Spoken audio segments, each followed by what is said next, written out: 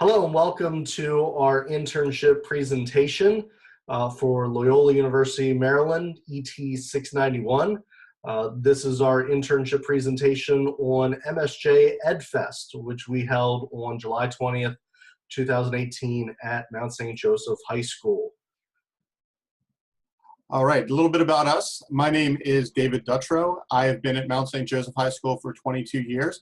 I'm a member of the English department, and since our school does not employ ed tech coaches, a lot of the times it's teachers training each other, and I have kind of found my niche kind of helping other teachers get acclimated to educational technology, and am sort of a de facto ed tech coach with my partner here, Ed. Hi, I'm Ed Schultheis. As Dave said, I'm also a teacher at Mount St. Joseph High School. This is my 15th year, or just finished my 15th year, and I'm a member of the theology department. As Dave said, we are de facto coaches already. When people have tech questions, they usually come and track us down first. So it was not something out of the ordinary for us to decide to put on a professional development experience at St. Joe. Okay, this is just a very generalized infographic of the timeline.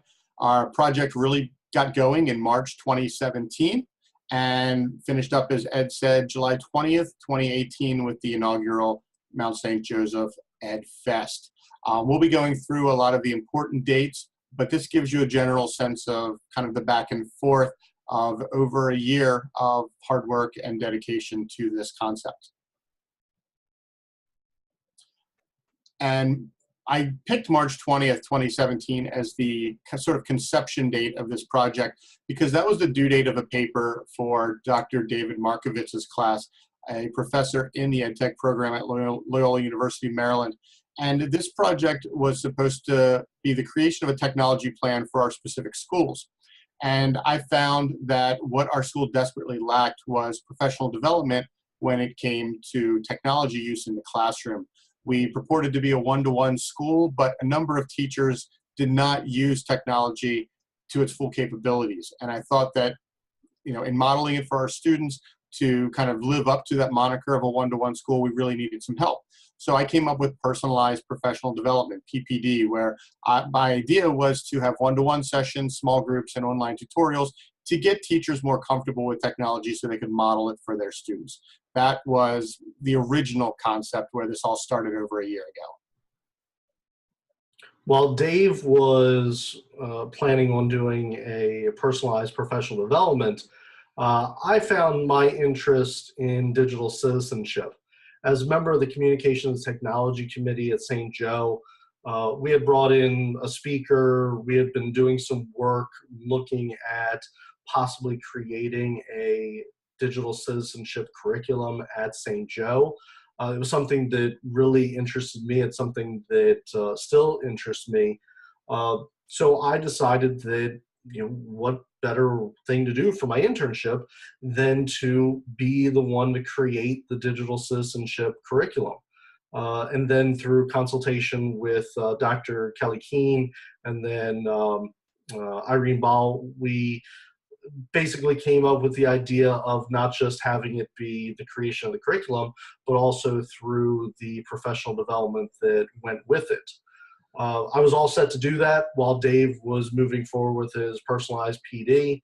That was until a student at St. Joe seriously violated the acceptable use policy, so much so that the administration, in a meeting with me in October of 2017, told me that digital citizenship was going to become a school-wide issue and that they would be taking care of the creation of the curriculum. It needed to be bigger than me. So I may be involved in it, but it wasn't certainly going to be what my internship was going to be on. So it was back to the drawing board, if you will, for me. All right, so that brings us to August, and this slide just quickly illustrates in my journal the frustration I was having. I still like the idea of personalized professional development, but it didn't feel right for whatever reason, and I really could not get the motivation to start it. So proposals were due in December of 2017. And I knew Ed was having some, issues with his, so I thought maybe he would want to team up on something. But it wasn't until 2 months later that really the idea broke and we decided what we were finally going to do. And the evolution of that idea came in another of our grad school classes, ET605 with Dr. Peggy Hunter. And she had us do a project on equity issues in school. And my equity issue that I focused on was the idea that students were not, being served correctly because they were not getting this technology use in the classroom that they were going to need when they got out into the real world. And I created a project that, as you see here, I kind of designed sort of like an ed camp, but sort of a concentrated day of learning that was fun, that was sort of, organized chaos is the best term to describe what I was thinking, to keep people sort of engaged and keep people excited. And so, when I presented this to our ED605 class, I personally was shocked because both Dr. Hunter and members of the class told me what a good idea this was. And I was really sort of not ready for that response because I still, in my mind, was in PPD land. But all of a sudden, they're like, this is a really cool idea. And I started thinking about that, and then sort of Ed chimed in too. So yeah, one of the things was, while we were doing this class, Dave was still talking about the personalized PD, but then he gets up and he does this presentation on an education festival, and he was into it. It was obvious to everyone the passion that Dave had for this idea, and it was shocking to me that he hadn't considered that for his internship. And I remembered specifically when he sat back down after doing this extremely lively and engaging presentation, I told him, specifically, this is what you should be doing for your internship. And the more I think Dave thought about it, and I sort of talked him into doing it, the more I was saying to him, I want to be a part of this. This is something that is desperately needed, and it's something that I want to help at St. Joe. So that was sort of our final idea. This is the first iteration of EdFest as written in that paper for ED605. If you read through it, you'll see once we finish our presentation that we didn't use every idea. Again, this was sort of a lot of pie-in-the-sky theory at the time. But the basic idea of the EdFest being sort of a festive day of learning about technology did remain. And we kind of stayed true to that sort of concept that I had in November. And with the turn of the year, we had to start actually getting ready and planning this because we wanted to do it in the summer of 2018 after the school year ended. But with so many bells and whistles, we really needed to make sure that we sort of dotted all the I's, crossed all the T's, and had everything in place and communicated with teachers and students what we were going to do. And so now we want to walk you through that portion of the project.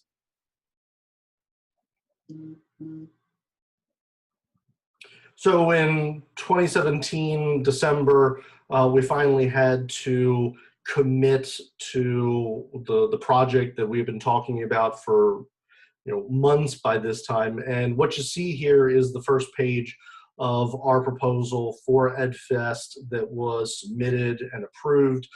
There were other pages that had details and sort of like our timeline for it, but this gives you the idea of what our objectives were, the strategies that we were going to employ to make EdFest a possibility and to make it a success, with all of the theories and learning models that we were learning in these classes, being able to apply them in a tangible way in EdFest was ultimately our goal. All right, so with the new year, the first thing we started doing was sending out some surveys. We wanted to find out what people felt about technology at Mount St. Joe and in what areas we could best serve them. So this simple technology survey was directed at teachers, asking them how comfortable they felt with technology, how they use technology on any given day. And remember, at that point, we were not quite a one-to-one school. We had freshmen, sophomores, and juniors with iPads. Seniors still with sort of a BYOD mentality, but then also asking teachers how open they were to trying new things. the answers we got back were pretty, standard, what we expected. Most teachers were using the technology to take attendance, some to do, collaborative classwork, but mostly it was basically just substitution in the SAMR model. They were using these iPads, these powerful tools, to just sort of, replace a clipboard or an email or something like that. And we knew it had to be much more than that if we really wanted to use technology successfully in our school. So one of the things that we also did, in addition to surveying the teachers, was surveying the students. And we took a little bit different approach with these forms that we sent out to students, both the survey as well as the participation form on the right. I was involved in the Ames reaccreditation process in terms of surveying the students, so it was something that I was comfortable with in creating and finding ways to survey the students, and then also collating and putting the data together. So this was something that came natural for me. On the left is very similar to what we did with the teachers, but more so, their take on their teachers' use of technology. Ways that teachers are using well and ways the teachers can improve. And then on the right, as mentioned, was the participation survey that I sent out, trying to get students who would be willing to talk about their experience, and as intimidating as it sounded to a lot of students, teach the teachers. So we use both of these to try to get responses from students. All right, so April was sort of a relatively slow month, but one major announcement we had was the date of EdFest. It was going to be July 20th. We had to certainly take into account summer session, both remedial and original credit classes. So a lot of classrooms were going to be used, and we had to make sure the teachers who wanted to go to EdFest were available. So actually, summer session ended the day before EdFest. So I was teaching a summer session, so I was teaching up through July 19th, and then EdFest was the 20th. But we also had to navigate some other PD opportunities this summer at our school, some of them a week long. And so we had to make sure that we had a very unique day, a day that was just going to be ours, where we had the classrooms, where teachers who wanted to come could come.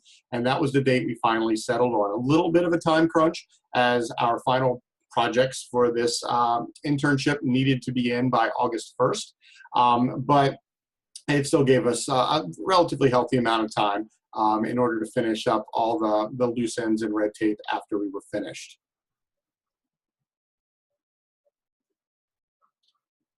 So in May, we sent out this email and this little flyer here inviting people to the EdFest. And very quickly, we started getting responses. In the first day alone, I think we got 7 or 8 responses of people who were very interested in coming and joining us. We also had a Google form included, where people could give us their choices for what they wanted to learn about, what they wanted to have a little bit more assistance with, and sort of playtime, exploration, experimentation time, so they could create some samples of this sort of, with us sort of guiding them if needed. These were some of the videos that we created and curated for the teachers to use prior to EdFest, to give them a sense for some of the things that we were going to be doing, some of the lessons that we were going to be teaching, some of the methodologies and techniques that we as teachers had used and found success in. So we wanted to provide these learning opportunities ahead of EdFest for teachers to take prior to walking in the door. Plus, it gave them an opportunity in a lot of cases to learn about some of the things that we were going to be teaching that they may not have been familiar with. That way, as opposed to walking in cold and having to get the knowledge all right there, the goal was, sort of make a flipped model of learning, where this provides you some of the background information, this provides you the how-to. We're going to show you the why, and we're going to show you the how to utilize that at EdFest. And I think that the stuff that we created and the stuff that we curated for the teachers really made a difference in their own learning experience on EdFest. Definitely agree. All right, so July got here before we knew it. What you see here is the EdFest 2018 schedule. You know, while it's not a big board at an ed camp, you can see we did sort of use that structure. We had 3 sessions with 3 sort of, you know, rooms being used in every session, where teachers could use the rule of 2 feet and go from one to another. We tried to parcel them out so that based on their Google form responses, there would be one extremely popular choice per session, and then a couple of other sessions that maybe didn't get as many votes, but people were still interested in. And we did have one teacher who had a very specific request. One of the English teachers wanted to use, basically his voice to record, messages to his students, give them feedback in their papers. And so Ed had the great idea to include that with his Microsoft session, because you can do that with OneNote. And so we were able to kind of take care of individual cares and concerns, along with sort of the greater number of the people wanted to do as well. You can see at 9:15, we had one of our incoming seniors, Jacob, deliver a student keynote, talking to the teachers about how students successfully use technology in the classroom and what teachers can do to kind of be there more for the students in a technological sense. He not only gave a keynote, but he had a Q&A session where the teachers peppered him with questions, and he kind of handled it beautifully. He was, a picture of calm and spoke confidently. He's a member of Ed's class, or Ed's theology class last year, and Ed sort of chose him because he had all those qualities, and he just did an excellent job, really got the day started on a positive foot. Yeah, when I sent out the initial participation survey, he responded within hours to it. And in talking with him, it was clear that, this was a student who was very invested in technology. He brings his laptop to school every single day, which is different because we have iPads, and he chooses not to use it. And he really was eloquent in my class, and that carried on at EdFest, because he got up in front of a group of teachers. He was calm, he was honest, he was collected. He answered their questions honestly and directly, and in some cases he praised some projects and instances that he had in other classes. And at the same time, he offered some critiques of things. This is what you as teachers need to do a better job in using technology in the classroom. So all the teachers were riveted to everything that he was saying. They were listening, as Dave said, asking questions. Dave and I were able to just to step back and let him lead it, which for many teachers turned out to be one of the highlights of the day. Mm-hmm. All right, you see some pictures here of the EdFest. Ed and I were pretty busy all day, so we didn't get as many pictures as we liked, but you do see the keynote address in the upper right and the lower left corners, and just all the participants and a few of the group shots there. What we liked most about this was, I think at last count, we had 8 or 9 separate departments represented with at least one teacher. And so even if we didn't get maybe all the numbers we wanted, a lot of these people can take these ideas back to their departments. And they were all engaged. They were all different levels of technology comfort. And so some people were there for hand-holding, and not in a negative sense. They really wanted to be walked through the different processes. Other teachers just wanted to experiment with something new, but had a higher level of familiarity with technology. And we felt we were able to serve the whole spectrum of teachers that were there, which I think was what we aimed to do with our goals. And so that was really nice to see so many diverse learning styles in the same room.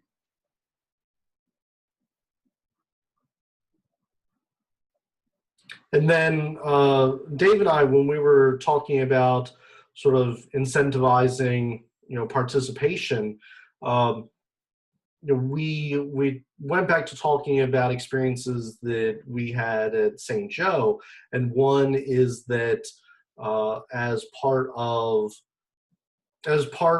our back to school experience, we used to have a crab feast that was a great experience for the teachers to come back, their families come to it. But we ended that about 10 years ago. But we were just talking about that one day, and then it popped up from our discussion. How about we offer crabs at the end as a way to incentivize teachers to come? And we did that. It enabled anybody who engages in the eating of Maryland steamed crabs during the summer knows it takes a long time. And we were able to stretch out the learning and the conversations and the talking about what we did during the day over a couple of hours of eating crabs together. So it was not only a great incentive, but it was a great closing aspect for our EdFest day. All right. So any PD worth its salt, including internships, have a good reflective component to it. So just want to wrap this up with some of our own thoughts about what really went well, what could be improved, and where do we go from here. So in terms of what Ed and I thought, what worked was that this ended up being pretty well organized. There were no major issues with any of the timing of the sessions. Thank God there were no technology issues with where we're located as a school, and the wireless we have there are often, we're riddled with technology issues. And we had none. Somebody was smiling down on us. It was excellent.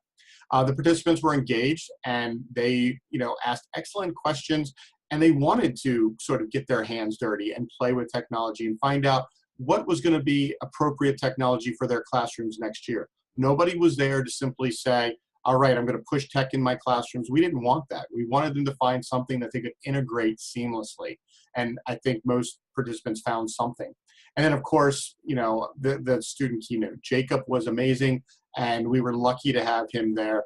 A lot of teachers said he was the highlight of the day, which is kind of what we were there for, to get teachers working with students and having students be the center of this whole technology, experiment.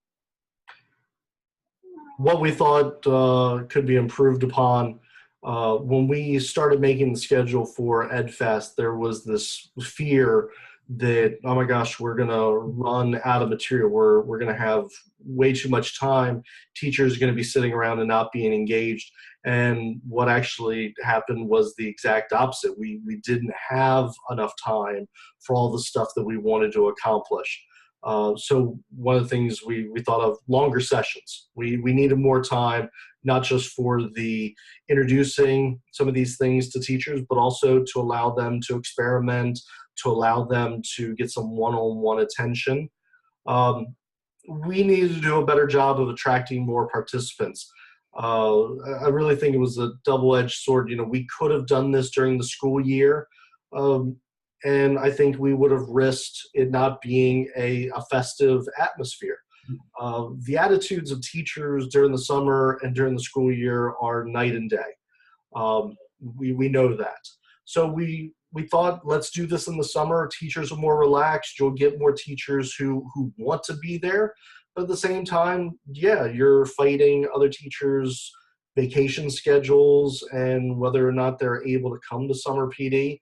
So it's a trade-off, but we could have definitely done a better job at advertising, trying to incentivize different people to come as part of our Ed Festival.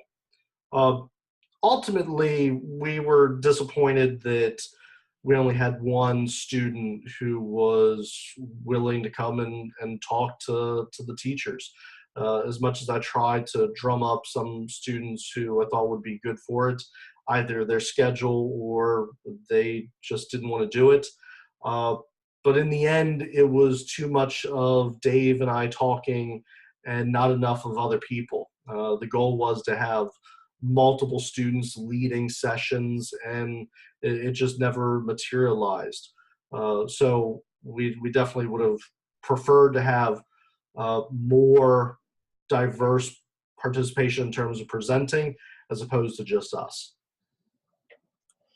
And we gave out evaluations after the day was over. Our assistant principal, Rob, wanted us to give a pencil and paper evaluation he could keep on file, but then we also did a Google form so Ed and I could collect our own data.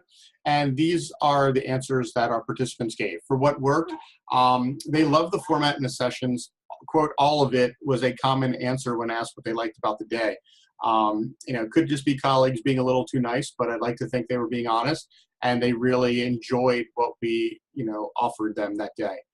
They, as well as us, loved Jacob. They thought he did an amazing job. They really liked the informal sessions, being able to walk in and out and try a bunch of different things. And they thought the tools we focused on were solid, which is kind of a testament to them because they came up with those topics to begin with when we did our survey. When we asked them what could be improved upon, a lot of them had to say they wish they had more time learning both elements of Google Classroom as well as the Google Suite. Some of them have used in the past, but they weren't really using it proficiently, and they wanted a little bit more help in finding ways to become proficient in the use of those technologies. There was the wish of having more sessions, of having more opportunities for learning, both from a time perspective as well as some different options that maybe they hadn't considered in their survey. They want a little bit more time to experiment and work individually and with one-to-one help. A lot of them indicated that they wished they might have been able to see some example lessons used with the tools. Dave and I went more open-ended, allowing them to create, but some of them wanted to be shown exactly, here's what you can do, or here's a lesson with this tool. So certainly something to consider. In terms of incentives and creature comforts, if you will, some people were hoping for coffee and breakfast in the morning. And then even though it didn't bother me because I like my room to be freezing or nearly freezing, there were a number of teachers, understandably, who thought the room was too cold. So incentives, creature comforts to consider moving forward. All right, so moving beyond EdFest, where do we go now? I think we look at what Ed and I and the teachers all suggested as improvements, and we work on doing that in 2018 and 2019. So more focus on G Suite and Google Classroom, finding the time, helping teachers, create, experiment, and construct samples. Whether we do those sessions before school, after school, weekends, holidays, professional days, whatever, finding something that works for a majority of people. Maybe focusing on those creature comforts, bringing in little incentives, snacks, refreshments. One nice thing is a lot of these participants, they enjoyed their day because, they did have some creature comforts, the crowd feast, spending the day with other colleagues they hadn't seen all summer. There were some nice parts of the day. But Allison, one of our science teachers, gave me a great idea. She wants more teachers presenting their one best lesson. So sort of a sharing of best practices during professional days that would really fit into the need that Ed and I saw for us to speak less and finding more participants throughout our faculty, because we know there are great ideas out there. These people might not be, ed tech leaders. They might not enjoy using technology as much as we do, but they've got these amazing ideas, and we'd be great to have them speak up and hear other voices besides Ed and mine and the other sort of ed tech leaders at our school. All right, so that brings us to final thoughts. So now no more slides, just us sort of sharing what we gained from the day. Ed, what'd you think? So I think this comes across in the presentation that EdFest for me was sort of a blessing in disguise. It's obvious that, originally digital citizenship was the internship that I had my heart set on, and it didn't work out. But in the end, I was able to do something that absolutely needed to be done, and still can work on digital citizenship as part of a curriculum on this other committee. It's not an and or proposition. It's something that I can do both of. So when we came up with, or when Dave really presented this idea so well, in my mind, I'm thinking this is something that St. Joe needs. As a teacher, I've been to far too many professional development experiences where you walk away and you're disappointed. Yeah. Whether it's by the presentation, whether it's by the fact that you're being talked at the entire time and you're not able to put any of that into action.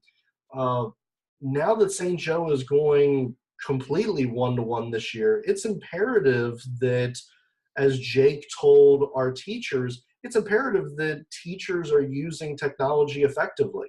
Mm-hmm. And if I, as a tech leader at St. Joe, can help that through EdFest, through other professional development experiences, if I can make a difference in how teachers are using technology at St. Joe, then the entire thing is a success for me.